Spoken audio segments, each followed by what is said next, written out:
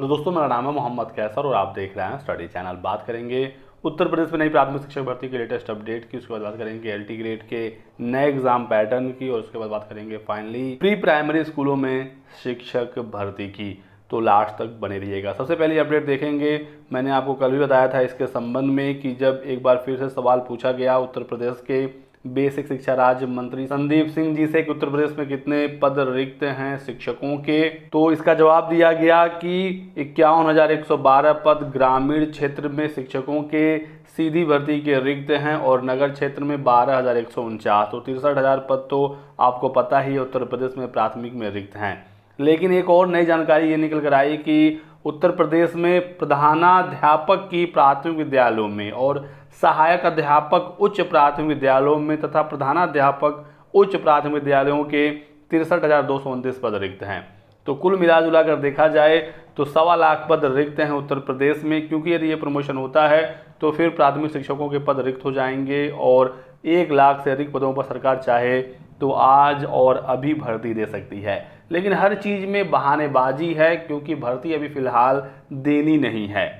अब प्रमोशन नहीं हो रहा है, प्रमोशन क्यों नहीं हो रहा है, तो इस पर बताया है मंत्री जी ने कि पदोन्नति द्वारा भरे जाने का प्रावधान है इन पदों का, लेकिन माननीय न्यायालय के समक्ष प्रकरण विचाराधीन है जिसकी वजह से प्रमोशन रुका हुआ है।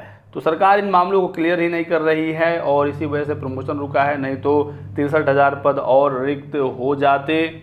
और जब भी पूछा जाता है कि ये जो 51,112 पद ग्रामीण क्षेत्र में रिक्त हैं, जिसका हलफनामा भी सरकार ने सुप्रीम कोर्ट में दिया था, और 12,149 पद जो शहरी क्षेत्र में रिक्त हैं, सरकार ने खुद माना है कि 63,000 पद सीधे सीधे प्राथमिक शिक्षकों के रिक्त हैं। इन पदों पर भर्ती क्यों नहीं हो रही है, तो सरकार का कहना है कि जो 6800 का मामला है वो क्लियर हो जाएगा तब हम भर्ती देंगे।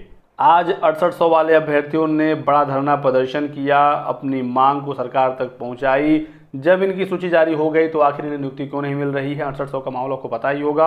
69,000 की शिक्षक भर्ती में हजारों छात्रों ने ये शिकायत की कि आरक्षण में घोटाला हुआ है, लेकिन सरकार मानने को तैयार नहीं थी। लेकिन छात्रों ने जब प्रेशर बनाया, एक लंबा आंदोलन लड़ा, तो विधानसभा चुनाव के जस्ट पहले सरकार ने अपनी गलती मानी और 6800 की सूची एक जारी कर दी रिजर्व कैंडिडेट के लिए। हालांकि छात्रों का दावा था कि 19,000 पदों पर हेरफेर हुआ है, लेकिन 6800 की सूची जारी की गई, लेकिन इन छात्रों को भी नियुक्ति नहीं मिल पाई। देख सकते हैं छात्रों ने यहाँ पर लिखा कि मुख्यमंत्री योगी आदित्यनाथ जी, आपके अधिकारियों ने व पूर्व शिक्षा मंत्री ने मिलकर घोटाला किया 69,000 की शिक्षक भर्ती में, लेकिन आपने बड़ा दिल दिखाते हुए 6800 घोटाला स्वीकार किया और नई लिस्ट जारी की। लेकिन अब इन्हें नियुक्ति देने में क्यों पीछे हट रही है सरकार, क्यों खेल रहे हैं दलित पिछड़ों के साथ। नियुक्ति पत्र दे दीजिए, वरना ये मुद्दा हर दिन ज्वलंत रूप पकड़ेगा। किरकिरी मत करवाइए सरकार की। तो आज इन छात्रों ने प्रदर्शन किया और बताया कि आखिर जब हमारी सूची जारी हो गई, जब आपने माना कि 69,000 में आरक्षण में घोटाला हुआ था, तो फिर इन वंचित छात्रों को नियुक्ति क्यों नहीं दी जा रही है। ओबीसी एससी का हक मारा जा रहा है।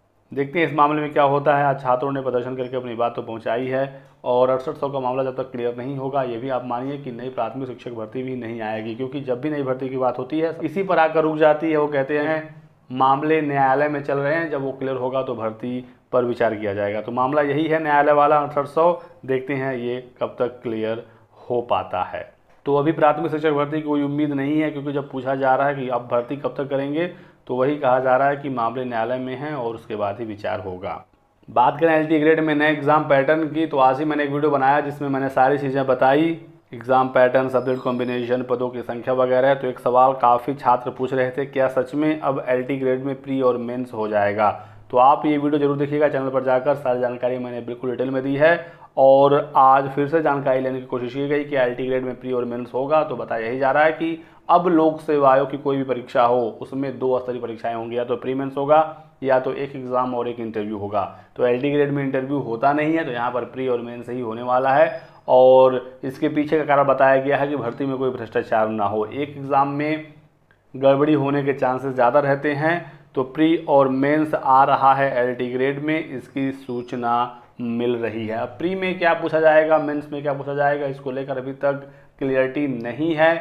पहले 30 क्वेश्चन जीएस और 120 क्वेश्चन विषय के पूछे जाते थे, तो अभी भी जीएस और जो आपका विषय है वहां से सवाल पूछे जाएंगे। अब इसे किस तरह से डिस्ट्रीब्यूट किया जाएगा प्री और मेंस में, ये जल्द ही क्लियर होगा। जैसे हमें जानकारी मिलेगी आपको अपडेट दे दिया जाएगा। और दोस्तों एक इंपॉर्टेंट अपडेट निकल कर आ रही है केंद्रीय विद्यालयों में प्री प्राइमरी टीचर्स की भर्ती के संबंध में।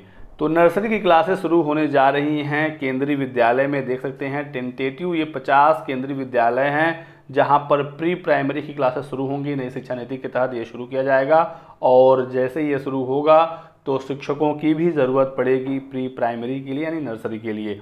यहाँ पर पूरी एक लिस्ट दी गई है 50 केंद्रीय विद्यालयों की, जिसमें आप देखेंगे उत्तर प्रदेश के भी लखनऊ, आगरा और वाराणसी जैसे शहर हैं और भी तमाम इसमें शहर हैं जिसमें पटना, मुंबई, कोलकाता, जम्मू, जयपुर, जबलपुर, हैदराबाद, गुवाहाटी। तो यहाँ पर प्री प्राइमरी के क्लासेस शुरू करने की बात कही गई है। तो इन विद्यालयों में शिक्षकों की भर्ती भी देखने को मिलेगी जिन्होंने एनटीटी वगैरह कोर्स किया होगा, नर्सरी टीचर ट्रेनिंग कोर्स, उन्हें यहाँ पर नियुक्ति का मौका मिलेगा। जब ये भर्तियाँ आएंगी तो आपको अपडेट दिया जाएगा। तो ये रहे दोस्तों आज की वीडियो में कुछ महत्वपूर्ण अपडेट। वीडियो को लाइक और चैनल को सब्सक्राइब कर लीजिएगा ताकि आपको इसी प्रकार की सभी लेटेस्ट और ऑथेंटिक इन्फॉर्मेशन मिलती रहे। Thanks for watching.